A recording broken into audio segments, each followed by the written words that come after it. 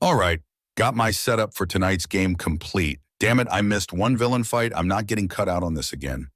I set up GoPros around the gym, which was pretty easy to excuse since I could just tell Coach that Marcus asked me to. He was really enthusiastic about it after that. I managed to get things set up for Amy and Brad too, because I'm an obvious nerd.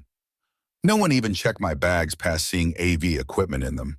Now, if I could just get Michelle to stop hanging on top of me, I could get this done a lot faster. This was going to be awesome.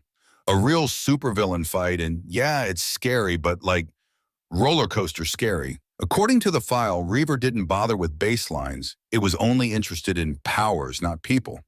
As long as it could be certain that it would get what it wanted, Reaver won't try to wipe us. No point, it would net nothing according to its own methodologies. Okay, so this might all go down fast, so I set up the cavalry text ahead of time. All I would need to do is hit send. I went through settings and changed things up so the phone wouldn't lock up and hooked it up to power. I may have also set up a playlist. Come on, how often am I ever getting this kind of chance? And then it got really boring. We were all set up, people were coming in for the game, and yeah, it was just a high school girls basketball game. Our team, the Huskies, was crushing it, and that was a lot to do with Marcus. He'd helped a lot, even if his time was brief working with the team, making it look like the other girls were just standing still. He'd taught them to do no-look short passing, keeping anyone from knowing where the ball was heading. Rather than a focus on any individual member, it wreaked havoc on trying to establish a defensive play. The Ducks couldn't key on anyone, couldn't cut off the offense. They were getting demolished in the first half, and although they were getting points on the board, Huskies were scoring almost every time they got the ball, and the Ducks were getting burned out. I was getting pretty impatient as we went into halftime, and the cheerleaders took the court, and that's when it happened. Suddenly, everyone froze in horror as Reaver materialized mid-court. Michelle next to me got ready to run, but I grabbed her arm as I hit send. No one was moving, all trapped in the same mute horror. Wait, no, crap baskets. Some sort of fear aura, but me and the AV nerds were fine. Radial limit. We were outside the radius, but if we went downstairs from the booth, we might blunder into it. Reaver, however, was just getting ready to begin, that rasping voice coming out, projecting to the whole gym even without a mic. Ladies and gentlemen, children of all ages, tonight you bear witness to fate itself. Can the hero Aegis stop the Reaver, or will my apotheosis come to fruition? Okay, it should only take a few minutes for Marcus to get here, and all I had to do was sit still. And instead, I'm hitting the AV booth mic. Reaver, Aegis is coming for you. Reaver let forth a maniacal laugh. Ah, the sidekick. Good. Let us make this special. I should be worried about him knowing me, but sidekicks are pretty cool. I may need to consider therapy after this. Reaver, for its part, wrapped a tendril around the neck of a cheerleader and hoisted her off the ground. Now, I do believe this girl's parents are in attendance. Please, take a stand. The audience released from the grip of the fear aura, and some people were clearly looking to bolt. I screamed into the mic, Freeze. He can kill all of you before you make the doors. He just wants Aegis. Do as he says. Aegis is coming. People had become conditioned to superheroes.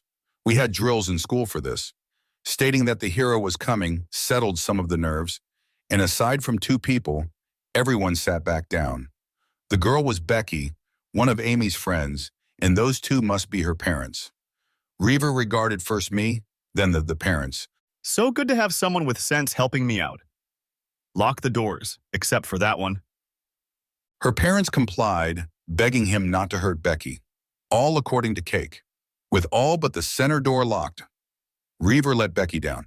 Now, let's clear the stage, shall we? Becky and the rest of the cheerleaders got off the court, and suddenly everyone froze again under the aura. A moment later, I heard the bang of the outside doors of the gym. Marcus was here. Ah, fuck it. It was the purest level of vanity, but we could all be dead men, so let's have some fun with it. The building was essentially a combined gym and cafeteria, so stepping inside, I could see up to the gym doors. And then I heard, music? Damn it, Daryl. I moved as fast as I could, opening the center door, and came in to the first lyrics of the song. Some legends are told, some turn to dust or to gold. But you will remember me. Remember me for centuries. Reaver's laugh rang out as I stepped in. Welcome, Boy Scout. Everyone's having too much fun with this shit, and also need to put together a supersuit if I'm going to keep doing this. You know what? I'll give you that one. I was still playing to Reaver's need, drawing on its belief that this was just how the thing was done. No one seemed hurt, but everyone was paralyzed, and I could feel something pressing lightly on my mind. An aura. All right, Reaver. You wanted this fight, you got it. Release the hold. Oh, of course. What better than to have an audience to this, the moment of my ascendancy? I could see people relax, and I caught a slight nod from Amy.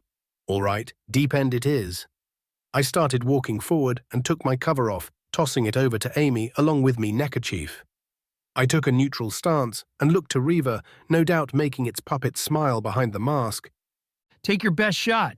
He started his charge, and I started mine, darting across the court at each other. Just as I got within the reach of the scythe, he swung, the arc coming in at waist height. I leapt, clearing his head and bells, and he disappeared, porting to slash in the air at me.